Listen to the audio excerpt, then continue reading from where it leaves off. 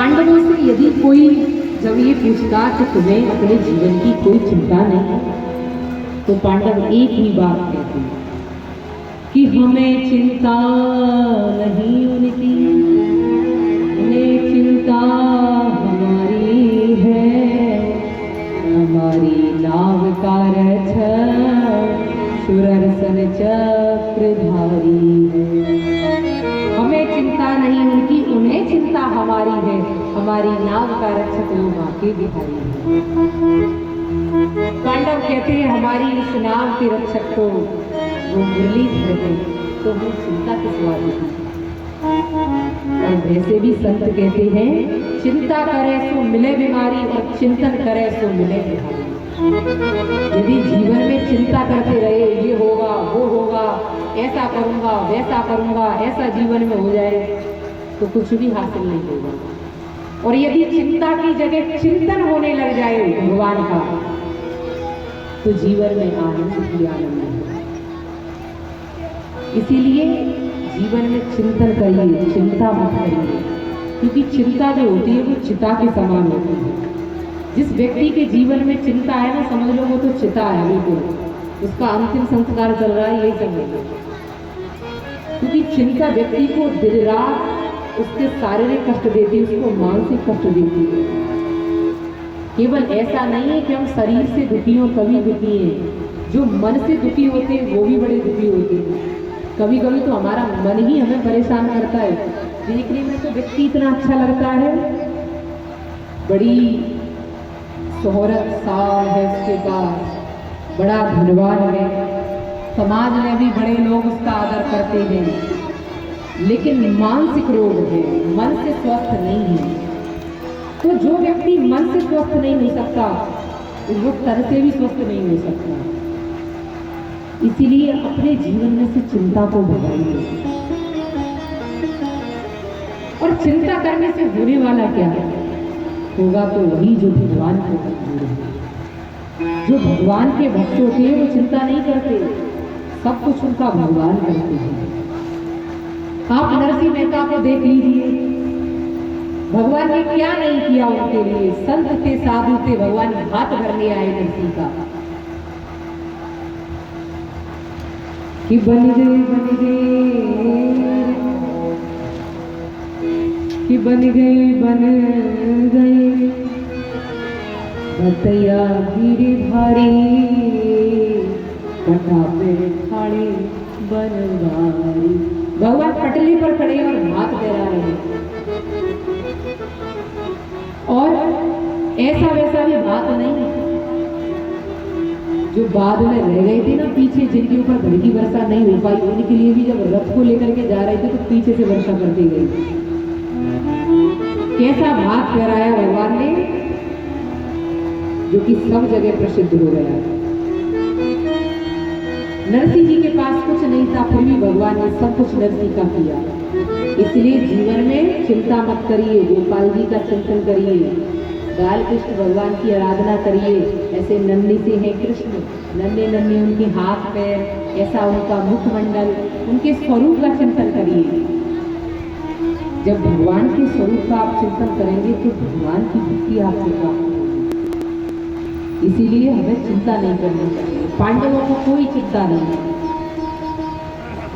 आज भगवान की भक्त वत्सलता को देख करके माता कुंती बड़ी ही प्रसन्न है, नेत्रों में अश्रु है। और माता कुंती बड़े ही सुंदर शब्दों में भगवान की स्तुति करती है कि कृष्णाय वासुदेवाय देवकी नंदनाय च नंद गोप कुमाराय गोविंदाय नमो नमः।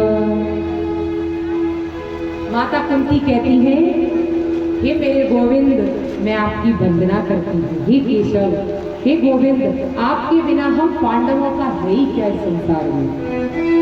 कि केवयं नाम रूपाभ्याम यदुविह सह पांडवा भवतो दर्शनम यरहि ऋषि क्यों न विवेशतः। कुंती कहती है, हे गोविंद आप ऐसे हो, आप वैसे हो, आप ऐसा करते हो, महाभारत के युद्ध में आप ऐसे लड़ते थे, आपने ऐसे चाबुक को हाथ में लेकर के रथ को दौड़ाया, बीच सेना के मध्य में आप रथ को ले आते। भांति भांति प्रकार से बुआ कुंती गोविंद की स्तुति करती है। और जब बुआ कुंती भगवान की स्तुति कर रही होती है तो भगवान मुस्कुराकर बुआ की ओर देखते हैं और बुआ से कहते हैं, बुआ तुम मुझे भगवान कह रही हो? मैं तो आपका भतीजा हूँ, भगवान नहीं। बुआ कहती है, लाला ये तेरी चतुराई मेरे आगे न चलेगी, वो सब पता है कि कौन है और कहाँ है। ऐसे बुआ कुंती मन ही मन प्रसन्न हो रही है, नेत्रों में अश्रु है। जब ज्यादा ही बुआ कुंती स्तुति करने लगी, आप ऐसा करते हो, आप वैसा करते हो, तो भगवान बोले, जब बुआ तुम मुझे इतना ही कह रही हो कि मैं भगवान हूँ, मैं ये हूँ, मैं वो हूँ, तो मुझसे कुछ मांग क्यों नहीं लेती?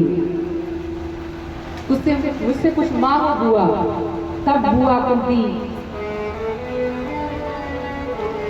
भगवान से मांगती है।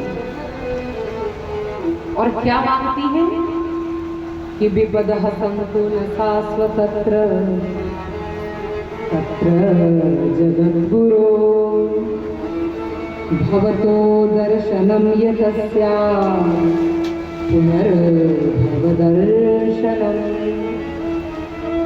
आज बुआ कुंती कहती है, हे गोपाल, मेरे जीवन में विपत्ति ही विपत्ति आए, क्योंकि वो विपत्तियां भी आपकी याद को मेरे जीवन में बनाई रही।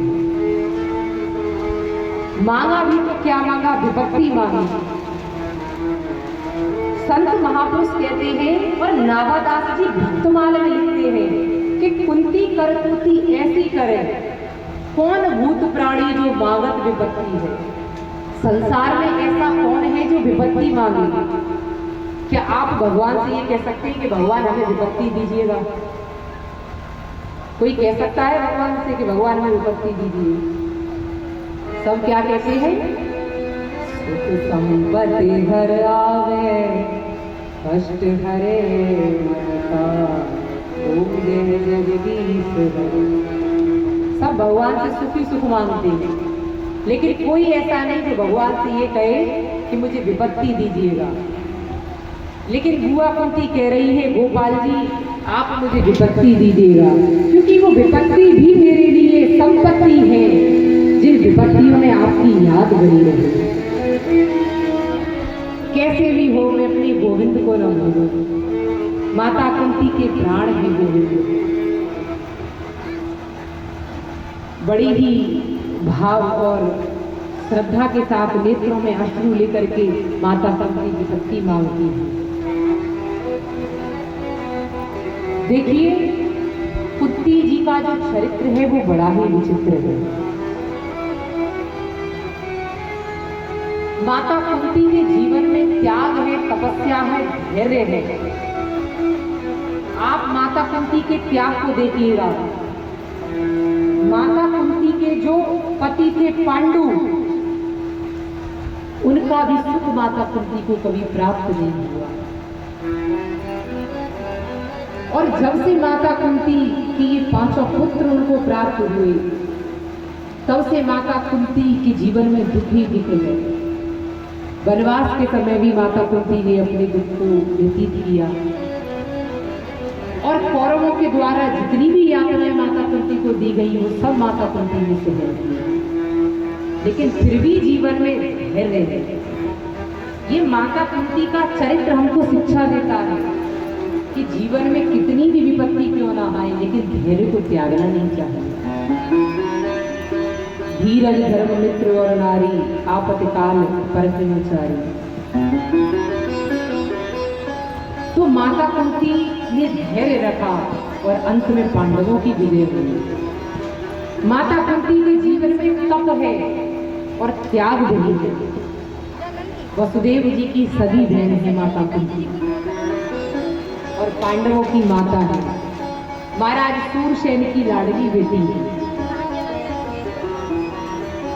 जैसे द्रौपदी का जीवन कष्टों में व्यतीत हुआ, वैसे ही माता कुंती का जीवन भी कष्टों में व्यतीत हुआ और आज मांग भी रही है तो कष्ट ही मांग रही है। और इन सभी कष्टों को सहते हुए भी माता कुंती ने धैर्य को नहीं छोड़ा। हमारे जीवन में थोड़ा सा कष्ट आ जाए तो भगवान से कहते हैं बस हो गई तुम्हारी पूजा। यहाँ तक कि मैंने तो जो विपत्ति में धैर्य को त्याग देते हैं मेरे गोविंद तो कभी उनको प्राप्त नहीं होते, और जो विपत्ति में भी धर्म को और धैर्य को त्यागते नहीं हैं उनको ही गोविंद प्राप्त होते हैं। ऐसा माता कुंती के चरित्र से आप देखिएगा। ये माता कुंती का चरित्र हमें जीवन में शिक्षा देता है। ऐसी है माता कुंती। माता कुंती कहती है हे गोविंद, आपका वियोग तो मैं तनिक भी सहन नहीं कर सकती। आपकी याद के बिना तो गोपाल जी मैं एक क्षण के लिए भी नहीं रह सकती। आपका क्षणिक वियोग भी मुझसे सहा नहीं जाता। और जब कुंती माता को ये पता लगा कि भगवान अपने धराधाम को चले गए हैं तो माता कुंती ने अपने प्राणों को त्याग दिया। इतना वियोग है भगवान की याद में। जिन्होंने भगवान की याद में रोना सीख लिया, भगवान के वियोग में रोना सीख लिया, उनको जीवन में फिर कुछ और करने की आवश्यकता नहीं है। मेरे गोविंद उनकी रक्षा करने के लिए तत्पर थे। कुंती माता कहती है ऊंचे कुल में जन्म लेना, ऐश्वर्य का होना, संपत्ति का होना और उसके बाद धर्म का ना होना, अहंकार का होना, तो ये जीव भूल जाता है कि गोविंद आपका भजन भी करना है। हमारे पास थोड़ा सा धन बढ़ता हुआ चला जाए ना तो फिर हम भगवान को भूल जाते हैं, फिर तो हम ही भगवान हैं। मैं ये केवल पर्सनली इसके लिए नहीं कह रही कि ऐसा सब ही करते हैं, लेकिन जो एक सामान्य तौर पर समाज में देखने को मिल रहा है, एक ऊंचा सा राजनीतिक पद मिल जाए, धनवान हो जाए, बड़ी बड़ी गाड़ियों में घूमने लगे तो फिर तो हम ही भगवान हैं। लेकिन ऐसा नहीं होना चाहिए। जीवन में कभी अहंकार नहीं आना चाहिए।